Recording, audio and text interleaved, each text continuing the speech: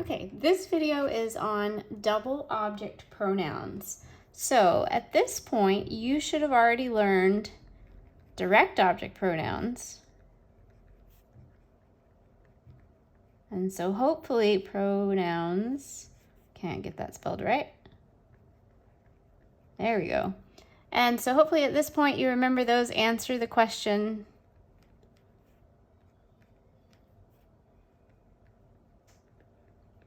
What or who when you look at the verb.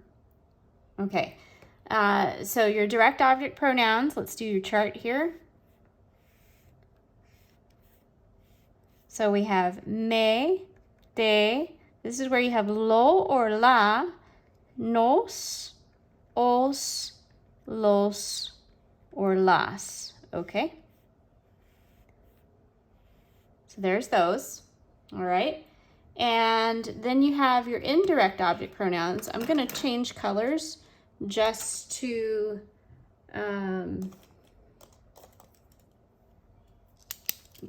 help make it a little bit different when you're looking at it.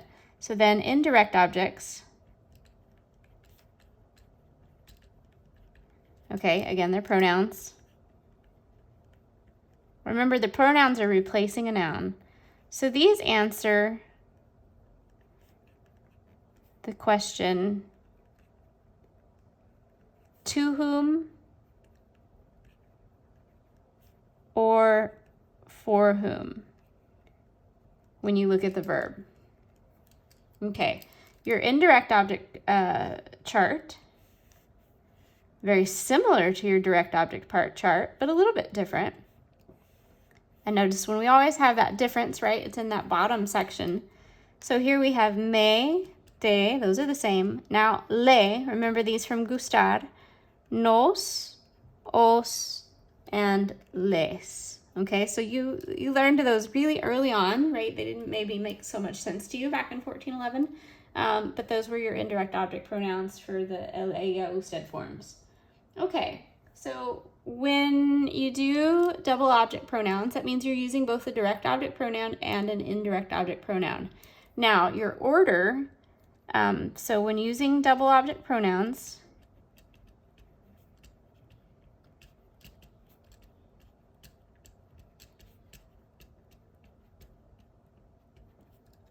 your indirect, should have abbreviated this, your indirect object pronoun always goes first.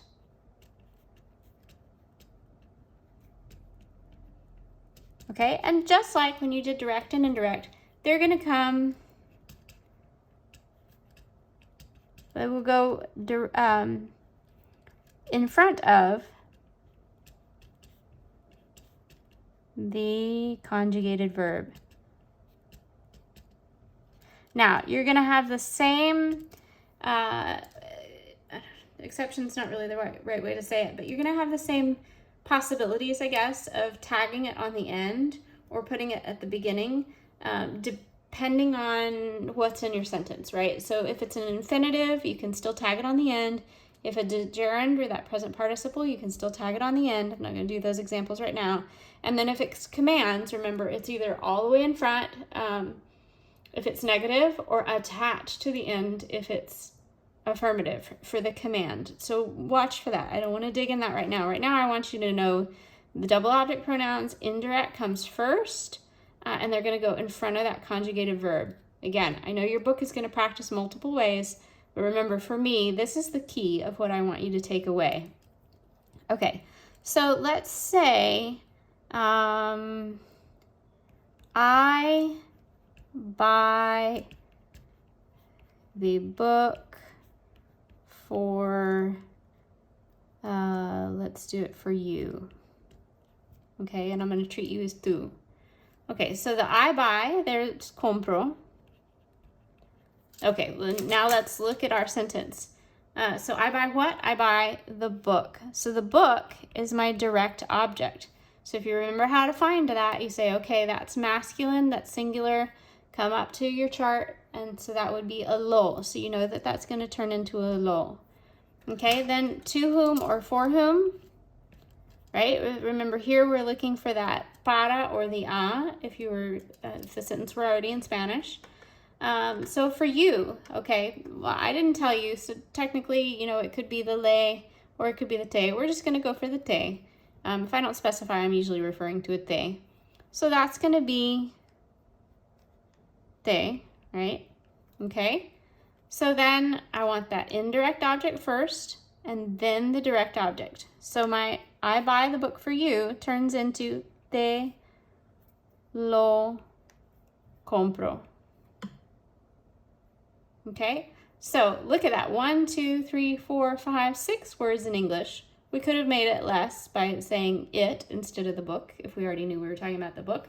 And we turned it into a whopping 3 words in Spanish. So it moves fast.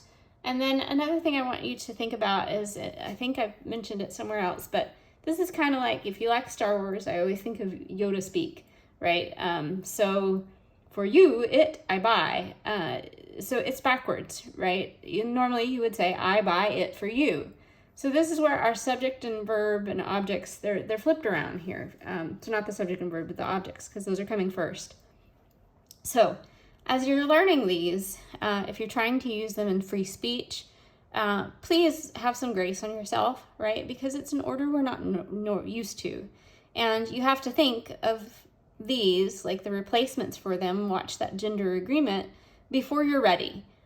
So these are hard to get out to produce in speech. So just kind of give yourself that grace. Okay, then kind of one of the other main points that we need to look at is when we use the le or les, what's going to happen. And so I'm going to do it wrong and then I'm going to fix it. So let's continue with the book, but instead of the book this time, I want to say I'm still going to say the book. Instead of for you, I buy the book for her. Okay, so we still have our direct object of the book. We still have the indirect object. Well, now we have the indirect object of her. So that's different. So this is the same. Now this would be le. Okay, but look what's wrong. Well, look what happens. So indirect object first here, le. Then the direct object pronoun, lo. And then compro. So indirect object, direct object. Now, don't focus on that for too long because I got to tell you, it's wrong. So what happens is we do not want this combination of L's. So that le has to go away and it's going to become a se. So what it should have been is se lo compro. So just memorize that as a rule, that if you have those double L's, you're not going to leave the double L's. And that doesn't matter whether it's a les and a lo, or les and la, or le and los. Any combination of those double L's, that first one, whether it's singular or plural, is going to become se. Okay? So that's kind of the number one takeaway of something that maybe you wouldn't predict that was going to happen, that happens, okay? So that se, yes, it makes it less clear, right? We now don't know fully who it's referring to unless we have the total context of whatever it is, but watch for that. Okay, so at the risk of adding too much, I'm gonna go ahead and close this one out. Adios.